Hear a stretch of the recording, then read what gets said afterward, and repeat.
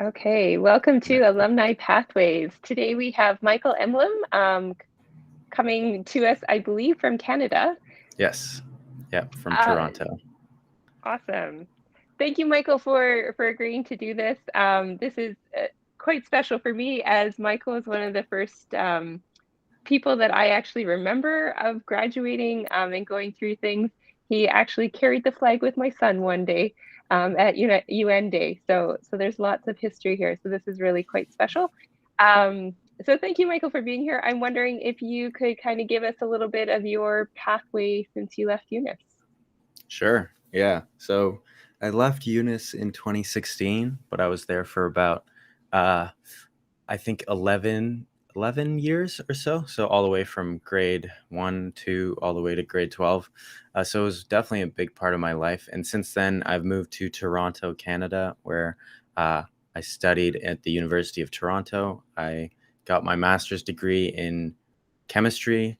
And yeah, now we're here, I guess, is the short of it. But yeah. That probably took longer than what you just condensed Yeah, into it. summarized. Yeah. Yeah, and what are you doing now, Michael? So currently, I'm actually making music for advertisements, TV, and also for myself to release. And I'm also working as a private tutor with chemistry. Yeah.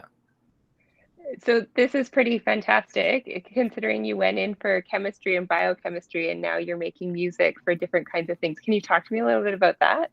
Yeah, sure. It was sort of I sort of went in with like a mindset of like wanting to go to medical school and wanting to do this and that, and sort of, the most direct pathway for me was to do the sciences and do something that I enjoyed, like chemistry. So I kept studying, I kept studying, I kept studying, and then sort of along the way, um, I had hobbies like making music, and it sort of started to be less about what other people, like what I thought about what other people thought I did versus what I wanted to actually do on a day-to-day basis. And it was an amazing time, and I loved studying chemistry. And but usually around the end there, especially when COVID hit, and everyone had so much time to themselves and their thoughts, and you can really dig in and think about what you want to do. It's sort of started transitioning to more music related stuff, and I had the time to do it. And with the age of the internet,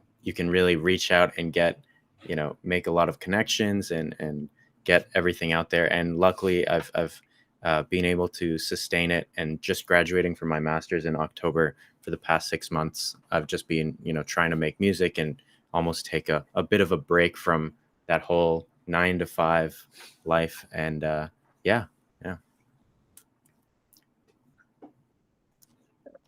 So, okay, so and your master's is that in chemistry, you said? Yeah, it was in biological chemistry. Yeah. Okay. So I love this. What I'm wondering is, like, do you feel like your pathway was maybe music all along, or do you feel like I'm just taking a break from music? Like, Hmm. Yeah, talk me through that. Like, you mentioned you wanted medicine, but was that you wanting it or someone else wanted it? Yeah, so that was definitely my expectations of what I thought I should do based on whatever expectations anyone had of me. Being in an environment where you're pressured to study and pressured to do a specific thing definitely led me down a path. But, as I sort of got older, it became less about what other people thought and more about what I thought, since I have to spend all the time with myself anyways. And people will come and go. But as long as I enjoyed what I did on a day-to-day basis, it was worth it. But yeah, I definitely think music was I've definitely lost you, Michael. the main. Oh, hello, hello. We we good? Hi. Sorry, we lost you and then it sped up really fast. So I think maybe we Oh, got caught up. sure, sure. No, I can just go sort of back a bit, but um, yeah, I guess what I was saying was that it was based on what other people expected rather than what I wanted to do on a day-to-day basis. And music, I think, was always there for me as an escape, as an outlet. And I even with music, I wanted to make music that pertained to what other people thought. But as soon as I started really doing everything for myself, it started opening up opportunities, that I didn't think were there. And as long as I was enjoying the process, I didn't want to push against it. Um, continuing to challenge myself was always an important part. And as soon as chemistry sort of stopped becoming about the challenge and more about, falling into a routine, is when I started to realize that, maybe I need to change things up a bit. And yeah, I sort of said, you know, you only get one shot at being 24 and deciding what you want to do on a day-to-day basis. I can eat Eggos and sustain myself for so long. So yeah, I started doing that, and music always felt like a great place for me to sort of trickle in. But and it just started working out. The more I worked at it, the more I kept consistent with it, and the more I realized, uh, if I just go for it, and if I just really do what I want to do, it will work out. And so far, it has been. Yeah. And if you had to do any training in music, or you just kind of self-trained yourself, or like how is that working? Yeah, so I mean, growing up, even in Vietnam and everything, music was always just a big part of my life, but everything was self-taught, and it was always just a hobby that I decided to keep up and not stop doing. And eventually, I was doing the hobby more than I was doing my work. And instead of being like, oh, I need to stop doing that, I sort of leaned into it. But yeah, luckily, music is one of those things where you can really get into it without needing too much professional training, and it's all about connections, interpersonal relationships, being able to develop your social skills, and meet you know interesting people, and work together. And at the end of the day, everyone that you think you need to impress is also just another person with their own issues and own social skills. So if you just connect with them on a personal level, it's almost more important than connecting with them on a professional level. So yeah. Wow, I couldn't have even thought that better myself. So thank you. I think for grade 10s to hear a message like that, and I loved your expression, like I just needed to lean into what I was really enjoying, I think is really appropriate. So Yeah. Yeah, in grade 10, I specifically remember being in grade 10 in like, leading up to choosing my IB classes, and I pretty much just flipped a coin, and I was like, you know what, medical school, I'll do biology, HL, chemistry, SL. I mean, I did chemistry SL. I didn't even do chemistry HL, and ended up doing chemistry. And in that moment, I sort of thought, oh, everyone knows what they want to do. People want to go into business and then do this. People want to go into accounting. People want to go into engineering. And I always thought I was at a disadvantage because I didn't make up my mind early enough. But I'm glad I didn't make up my mind. And I still really haven't made up my mind. But it provides me with that challenge to be able to say, okay, I'm going to take a risk, but it's going to be fulfilling, and I wouldn't change anything, I think. actually, that's really nice to hear. I'm wondering, like, if you were thinking back to that grade 10 self, like Mhm. what kind of advice you might give them. Mm. I would definitely say that there's two voices in your head. There's the one voice in your head that will say, this is what you should do. Look at what everyone else is doing. Look at what everyone else is saying, and letting that influence you. And then there's the other voice in your head that's pretty quiet at first. That's actually telling you, this is what you enjoy. This is, what you want to do. You can do this. It's not irrational.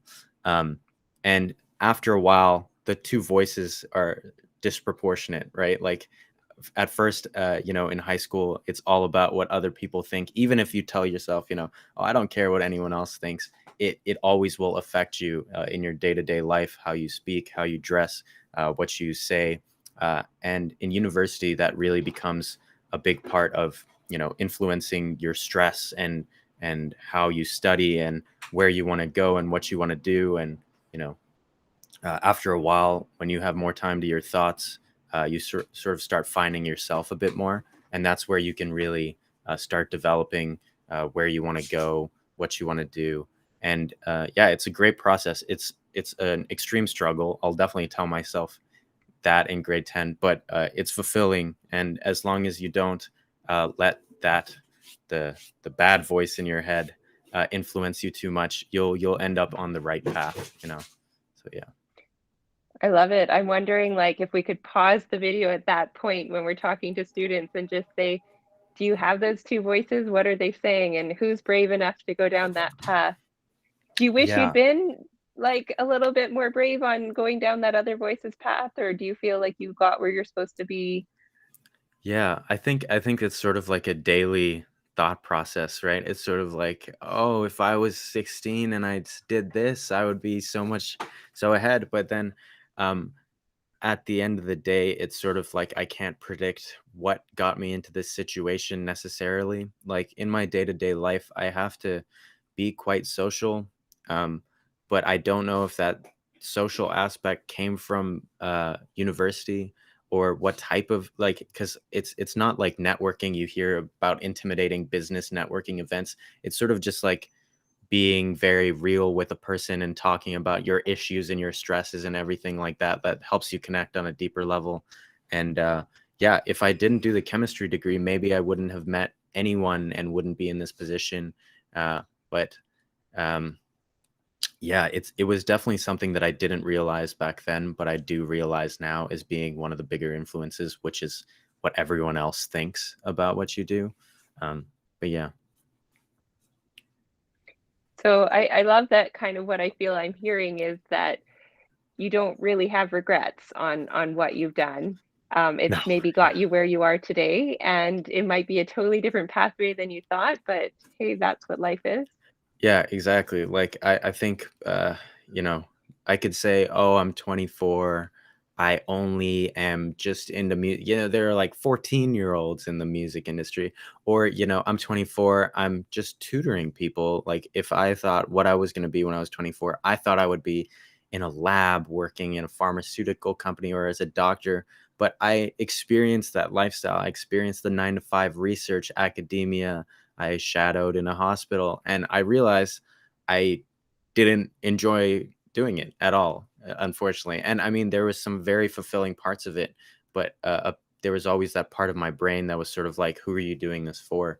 Um, and definitely, I think no matter what happened, I'm in this position. Even doing this interview now, I loved Eunice, and I totally want to, be part of all of these things. And it all led to this. So I'm just grateful to be able to choose, I guess. Yeah.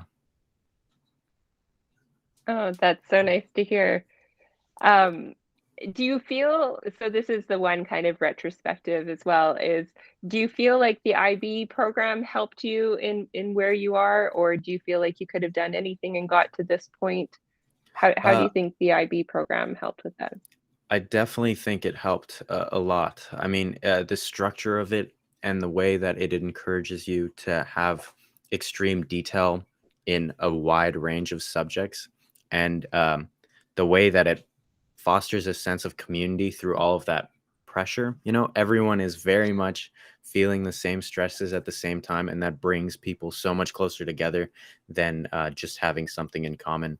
Uh, and yeah, it definitely helped me. I mean, going into university gave me a great groundwork for how to study and allowed me to, explore my hobbies while being able to effectively explore the things that, my studies, chemistry, biology, and all of that. It also really helped me to realize much earlier on than I think I would have that I enjoy things like chemistry uh, and maths rather than history and biology, even though I would be taking English HL and Bio HL. I ended up falling into more of my SL classes in university. Uh, and that really helped me to, not worry too much and just enjoy the process of it all. And of course, I mean, that was like post uh, high school. I don't want to stress anyone out, but there's a lot of pressure, but you need that pressure always in your life. And as long as you can make it a challenge, but not you know, a stressful situation that's deteriorating your mental health, but like, really helps you grow, then, it's great. Yeah. Any advice for students on how they could reframe that from something that causes almost mental health issues to more of a Right. challenge? Yeah, I think one of them is going to fulfill you and help you grow as a person. and one of them is going to make you run away as fast as possible from the situation.